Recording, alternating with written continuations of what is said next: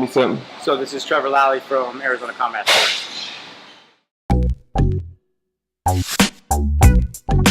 Sometimes I wasn't ready for this today. I have more shit. Okay, so let me know when I'm ready. Action. Okay, my name is Trevor Lowry. I'm the owner of Arizona Combat Sports. I've been involved with mixed martial arts, big fights, small fights for over 20 years now. I started off in the United States, flew and lived in Japan, fought down in Japan. I pretty much fought in every country in the world. I put over 20 fighters in the UFC. My fighters and myself have been involved in every major organization in MMA since MMA first existed or started. We're talking UFC, we're talking Strikeforce, we're talking Bellator, we're talking Bodog fights, we're talking all the major organizations that are in existence and actually have ceased to exist. So I've been in this a long time.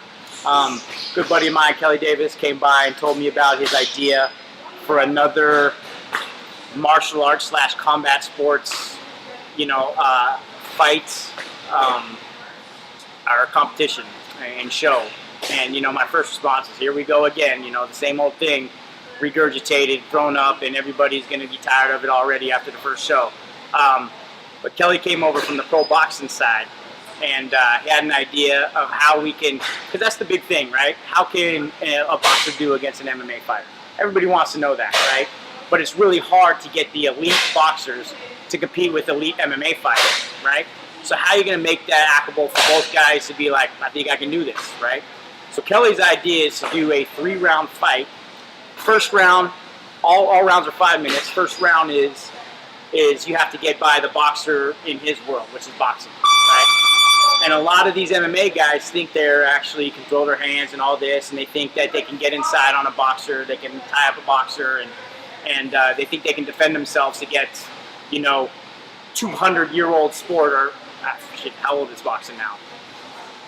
Boxing's been around a long time, right? And mixed martial arts, as far as combative sports, is just kind of getting off onto the ground. Figure out how we can get a competent and a competent MMA fighter against a competent a boxer. And when we're talking competent, we're talking about world champions, ex-world champions, people who've been around the game, people who can sell pay-per-views themselves, right? You're never going to get them together right off the bat and be like, okay, boxer, you have to defend all this stuff, and you have to, go through all this takedown stuff. And why is a boxer going to do that? They train their art. They train to dismantle somebody with 2 hands. They don't train takedowns and all that stuff. So it's kind of a hard deal to get a boxer to just walk right into the MMA world, right?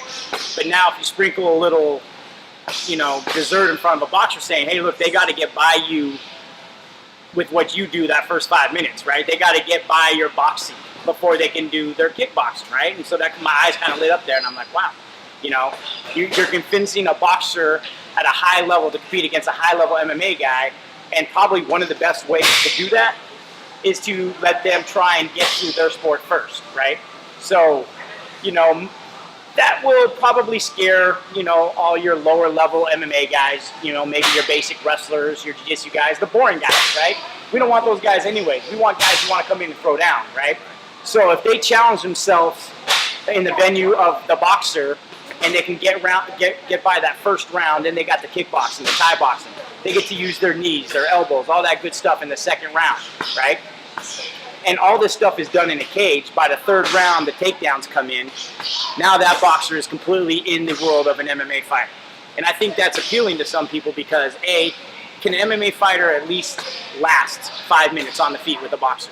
That's going to be exciting in itself just to figure out, right? It could be really ugly. It could be really dangerous for the MMA fighter, or it could be a great fight, right? You have a guy who's struggling to, A, survive a 5 minutes in a world where that's all this kid's done. Right, that's all this boxer's done, right? And once you get by that, well, how does a boxer deal with the kicks, the elbows, the knees, the clinch work, right? And then after that, how does a boxer compete with an MMA fighter in a cage with takedowns, with groundwork, with elbows and knees on the ground? I mean, how can that boxer survive? So, A, can an MMA fighter survive in the world of a boxer? And if he does, can a boxer survive in the world with an MMA fighter? So my eyes lit up. And all these names started immediately going through my head about what MMA guy I could get to scrap with a world champion or ex-world champion boxer and make it be exciting and competitive. So I was already taken there, right? So I think this world, what we're going to see is, the whole problem with can a boxer beat an MMA guy is you're probably never going to see it in itself, right? Because the MMA is going to want MMA rules, the boxer is going to want his rules. But if we bring it to them where they both get a chance to show their skills, all they have to do is survive the world of the boxer or survive the world of an MMA fighter, you might be able to convince some of these fighters to come in there and take a chance on finding out, who is the real baddest dude on the planet, you know what I mean? So, yeah, man, it makes for some really exciting matchups, right? So, real exciting matchups. And some exciting fights because, honestly, I'm an MMA guy. But I grew up as a boxer and a Thai boxer. And all of my fighters, even I've had some of the strongest wrestlers that I've ever brought to the UFC, some of the strongest fighters that were wrestlers came out of this gym. Guess what? I taught them how to stand up, right? I taught them how to bang. Because in my book, if you can't take that person down and you can't stand with them, how are you going to fight them?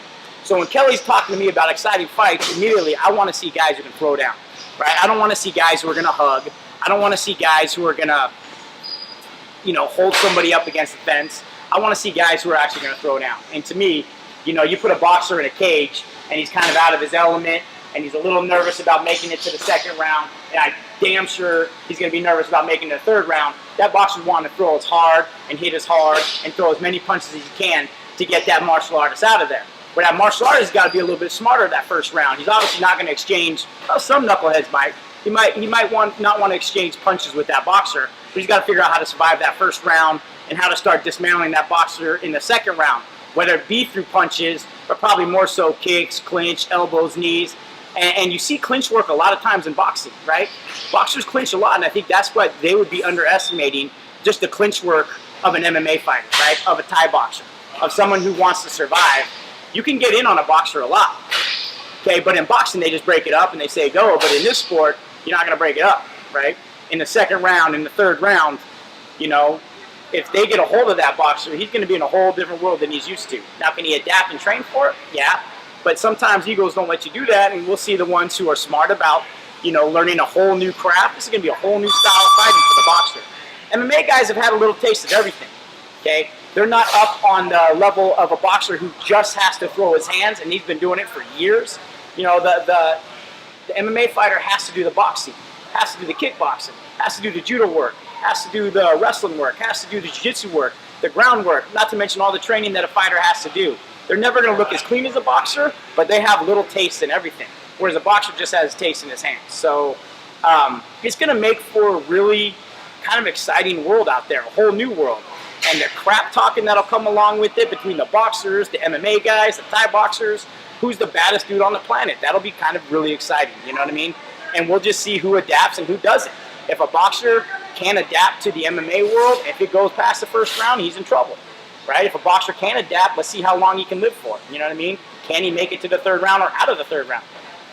Can an MMA guy defend himself against a boxer's world-class punching? Right?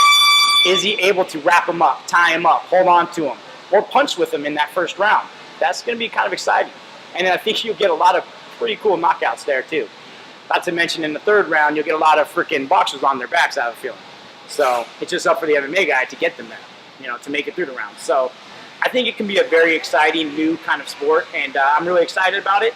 And my job is to kind of grab some of the better or best MMA fighters that aren't currently signed and actually convince them that, dude, you were able to get through this first round, this fight's yours, the world's yours. And if you get a really high recognized boxer in there, man, you get two different crowds coming in. You get the high-level MMA crowd, you get the high-level boxing crowd. That's going to be a big crowd, and that's going to be a pretty rowdy crowd, and it's going to make for more exciting fights. Because the energy, the crowd, the announcers, they'll get behind their one fighter. Let's just say you get an announcer for boxing, he's going to be back in the boxers. You get an MMA announcer for, or a commentator for the MMA, he's going to be back in their guys, and they can have a little go-between just like the boxers. So it makes for an exciting night, and just a whole new atmosphere as far as mixed martial arts. So yeah, I'd be excited. Stay tuned.